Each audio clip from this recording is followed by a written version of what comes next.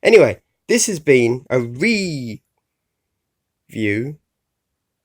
A re-review? A review?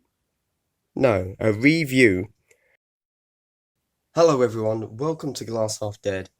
Today, I'm kind of doing a very quick revisit on the Deathworld jungle terrain, because I was a little bit negative on it. And to be fair, that was first impressions, the unboxing, so fine. But I've now, as you can see, put everything together. I haven't painted it, but I've undercoated it. And I just wanted to revisit and kind of give you updated thoughts, especially now that you could see just how dense a board of terrain you can actually make with it. I'm going to give kind of updated reviews and impressions, and the only reason I'm doing this is because it's probably the only bit of terrain that GW has ever released that I've actually been like, when it first released a few years ago now, I just had zero interest. I just thought it looked so spindly and small, and what's the point? And I don't think I've ever seen it used in any battle reports I've ever watched on YouTube. I've never seen it in person. So I thought, this is, if you like this terrain, buying the Killzone box set, terrain faction, what's it called? It's literally in the corner there. Killzone Deathworld Forest Environment Expansion. That is the best way to buy all of this terrain. So now that that's out, let's have a talk about it. Let's see if it's actually any good to play with. So as you can see, I've just set the board up and put everything down and tried to make it relatively symmetrical. Over here we have one of the ruins, then we have one of them over there. We've got some of the big venom gorse.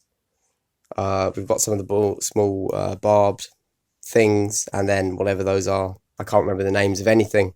And all I've done here is attempted to lay everything out as evenly as possible.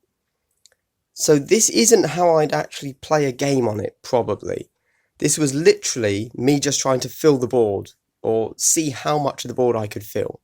And actually, this is really dense. I said this when I was unboxing originally, and there's a lot of terrain here, which is great.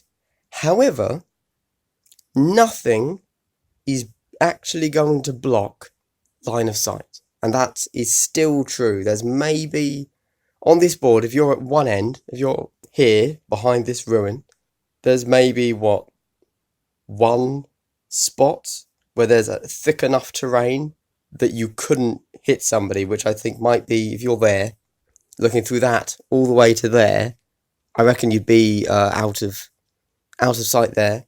I've left a clear firing lane here, so even though this is one of the bigger bits of terrain, you could probably see that. Maybe a certain angle here. But that's it. You could be hit everywhere else. So that still remains true. However, let's attempt to set this up in a slightly more, in a slightly different way, okay?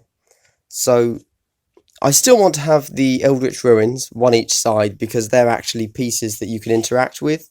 So the hope here is to create a little bit of line of sight blocking using a chunk of venom gorse, right?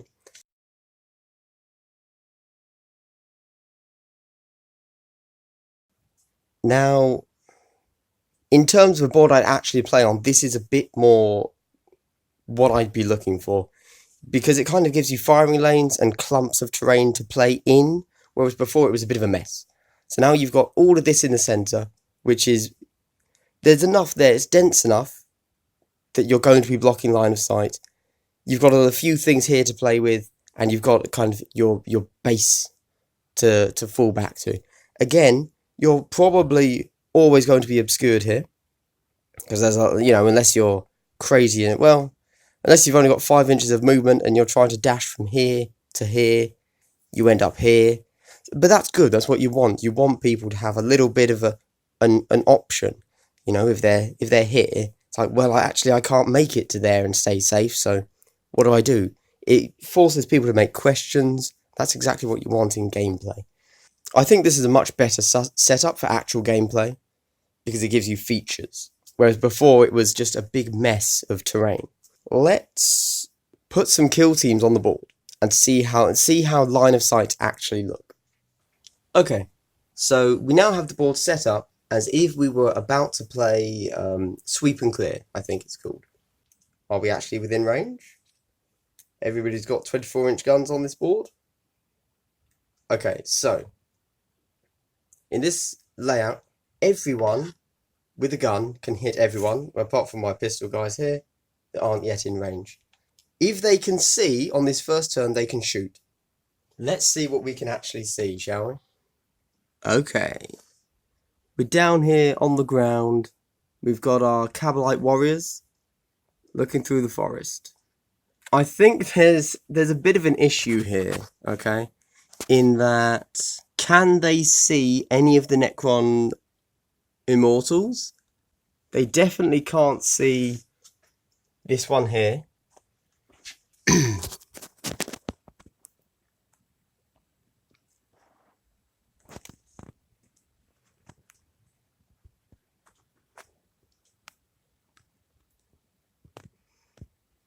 I think because there are so many potential lines of sight, you could argue that yes, I can see them. But in reality, I can't, to be honest. But anyway, that's the kind of view you're getting on the board. So you've got nice, clean, open lines where I had intended them. Then the huge Venom Gorse cluster in the middle is kind of causing issues because can you see things, can't you? Not sure. And then these guys over here, the witches. Ah, well, now we can clearly see an immortal and a warrior. But that's fine. I mean, you're meant to be able to get around terrain. It's not that big a deal. And there's no question we can't see the death marks at the back. Well, I've completely forgotten. There's a Tesla guy there who they can see. Yep, but he's obviously obscured. So there you go. This is what the Deathworld Forest terrain looks like. The reason that I have done this is because it's the first kill zone that I have actually put together and built. And because I was so negative on it, I thought we should take a look at it, shouldn't we? Again, this board could be set up anyway. Maybe if we swapped the ruins for Venom Gorse, because there's some slightly thicker things there, we'll just completely change everything, right? We now come down and take a look again. Well, to be honest, we have the same issue. Because you can kind of claim, well, actually, yes, I can see like 0.5 millimeter of 1 foot, and technically in the rules, that means I can shoot you, right? I mean, you could just see the bases of them there. And so I wanted to do this little rundown of everything because in reality, again, don't forget, I'm building up to going to Warhammer World and the tournament there. And I need to take a terrain kit with me and a board. And this was the one I was thinking of because it came with the Drukhari, who I'm also thinking of taking. Except now, I don't think that's the case. Don't hate me, guys. Hobby ADHD. I think I'm going to go with, and I don't have time. I don't have time to build it. But I want to take Tau. And I want to take the Rogue Trader board. Because I really want to use breaches in the close confines. And I just think that sounds awesome. Because, I mean, that's how they're going to shine, isn't it? Because once you get those, whatever they're called, pulse blasters or whatever, into strength, into 2.5-inch range, they're hitting at 5 ups, which isn't brilliant, obviously. But you're hitting on strength 6, AP -2, I think. Like, that's an amazing gun, and they're only 8 points a model. So yeah, I want to go heavy breaches in Tau on the Rogue Trader board. That sounds like really good fun to me. And so, although I'm definitely going to use this board and the terrain in fun games, I've got to be thinking of the Kill Team Warhammer World tournament, because that's on the 22nd and 23rd of September. That's actually getting really close. So I need to come up with a scheme, a colour scheme, for Tau and paint 20 men very quickly. Very quickly. Obviously, 3 of them are going to be stealth suits. That's just a no-brainer, obviously. Firstly, because they're really cheap to buy. Secondly, because they're really good.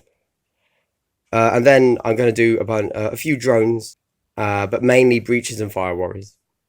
And I'm not really sold on pathfinders. I'll do a breakdown of them after I've done Drukhari. And I've got some games in on Drukhari now, so there we go. Anyway, this has been a review. A re-review? A review? No, a review of Killzone Deathworld Forest. And a little, I hope everyone's appreciated that I've built this in a little shrine of GW products here. Mainly so that you can't see the huge mess that is happening just beyond here.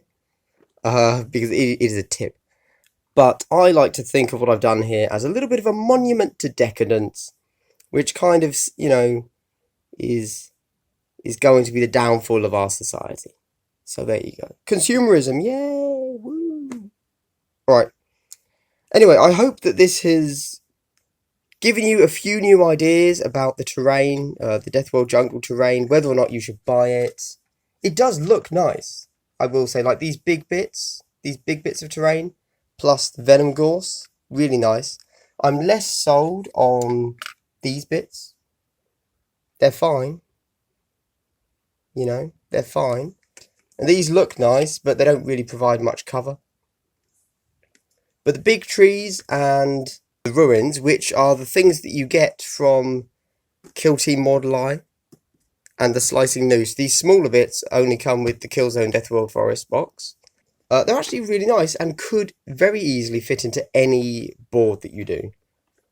I think, in all honesty, although obviously they've got this theme going on of kind of swamp, if I just filled a few of these gaps in, not all of them, just, fill that one there and that one there to create a few little line of sight blocking bits, then actually this would be perfect terrain. I mean, I don't have time to do that right now. I need to build a tower kill team. But this is not bad terrain. It has a certain theme, but once you paint this up with, vibrant kind of blues and reds and greens to really make all of the flora pop, it would look amazing, very striking. And yeah, so I'm not at all unhappy with my purchase. However, I am taken by the idea of doing a tight close quarters kill team with Tau. So I'm taken by the idea of using that board. Because to me, that board is easier to travel with because I've got to go up to Nottingham by the train. And all I need to take for scenery are a few bits of doors and control panels, and that's it. Whereas this is actually a huge amount of terrain to take. It's partly practical. It's partly because I think it would be cool. And then if I'm taking that kind of makes units that weren't valid before more valid now. And I think it would be really quite fun to take Tau Breachers, it was actually the first kill team list I ever wrote that was for Orcs. The second one was for Tau. And it had like 8 Breachers in, because I thought they were awesome. Until everybody realised by the rules they're a bit shit. I hope this has given you a little bit more hope for the Deathworld terrain, and always keep in mind that, as with most things with G-dubs, it looks much better in person.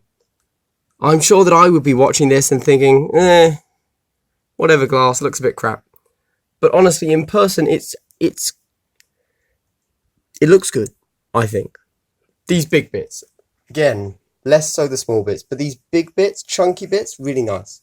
That's me done. I've rambled for long enough. If you already liked this kit and wanted confirmation that it's good to play on, yes, go for it. Great kit. You will have a lot of fun in this terrain. Very, very modular, because you get a lot of little bits that you can move around different for every game. And if you want to make it line of sight blocking, just fill in a few gaps. and it will be significantly better, I would probably argue. If you weren't sold on it, this video probably hasn't sold you on it, unless you really wanted to do a swamp-themed army. Well, you know what?